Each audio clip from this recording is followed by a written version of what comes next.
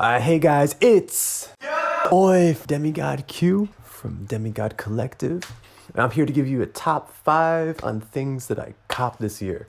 But first, definitely check out the Hardbody music video. We are still pushing that into 2019. Amazing video. We're trying to get it to as many fresh faces as possible.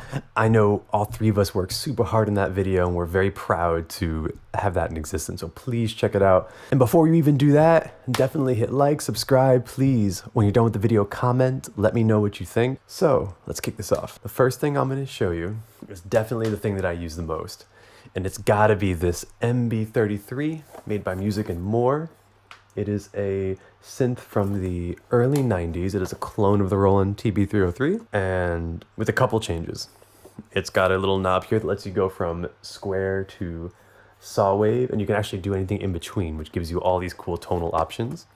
In the back, you've got a VCF in, and that'll let you trigger the envelope, I believe, against other inputs, like a drum perhaps or something, so that it can sound more in sync with each other. That about sums it up. It's got a super, super fat sound. Like, it totally makes sense to me why the 303 was used on so many classic tracks, and I'm super glad to have something that is very similar to it, albeit not the original. All right, I'm gonna go with this. All right, I didn't get the synth last year, but what I did get was this modification. But first, let's talk about the synth a little.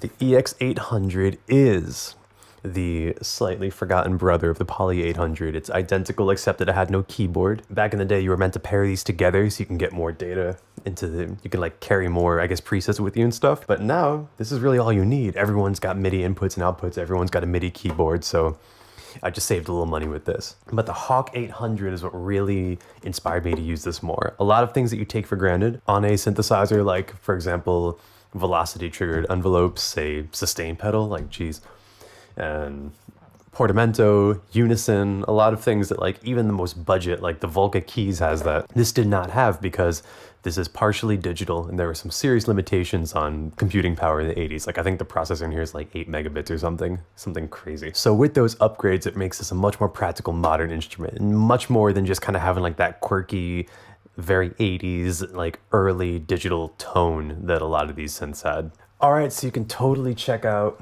the sound of this synth on some Demigod Collective material that is yet to be released, and also so you can find it on my side project with Richie Herman's Project 7. I think it's track 6. You can actually hear through the phrase.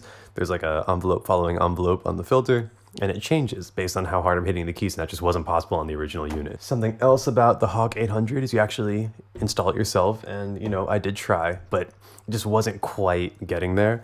So I was nice enough to hit up the team over there, and I think his name is Mike Hawkins. He was nice enough to take it in, fix it. He even put those stickers on it, really cool. Super amazing. I couldn't have asked for more. Super fair with the pricing and everything. I really couldn't say enough good things about the team, but we got to move on to the next thing. So number 3, I've got here the Kawaii R100. Man, do I hope I'm saying that right. It is a digital sample-based drum machine, super cool.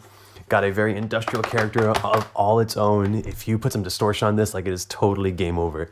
It's also got all these multiple outputs on the side, so you can track each piece of the kit individually, so you can MIDI trigger a sequence and then have all 8 going at the same time. And that way you can like get the isolations, much cleaner recording, and it's way easier to kind of chop it up in post too and make it even bigger sounding, which I actually detail on one of my other videos on a much simpler drum machine. So if you could do that with that, imagine what you can do with this. It's absolutely wild.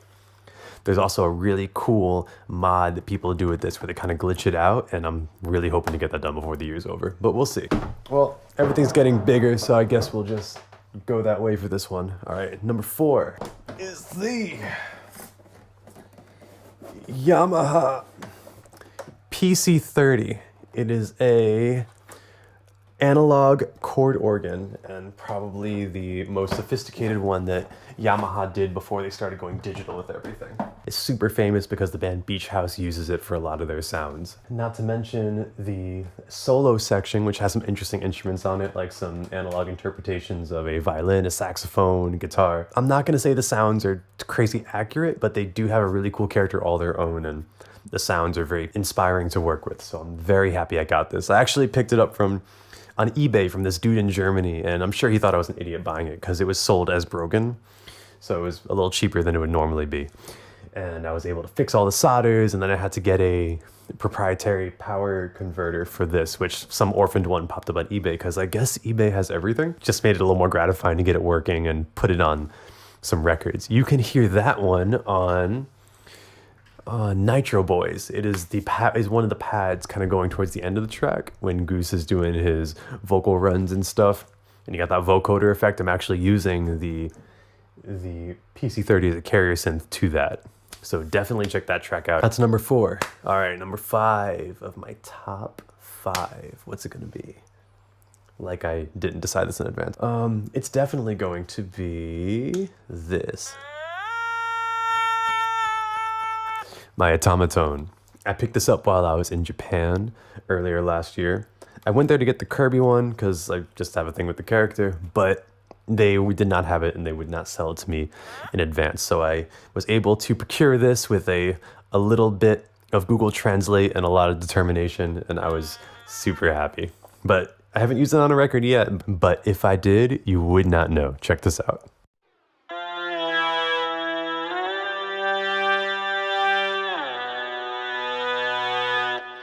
All right, I think that's enough for today.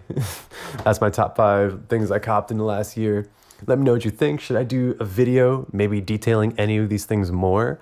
I feel like you can definitely dig a lot more than I did on them. And you know, that's the kind of stuff I like to do. Thank you so much for getting to this point in the video. Definitely like, subscribe, and if you didn't before, check out the hard body video now because it is dope as hell. All right, cue out.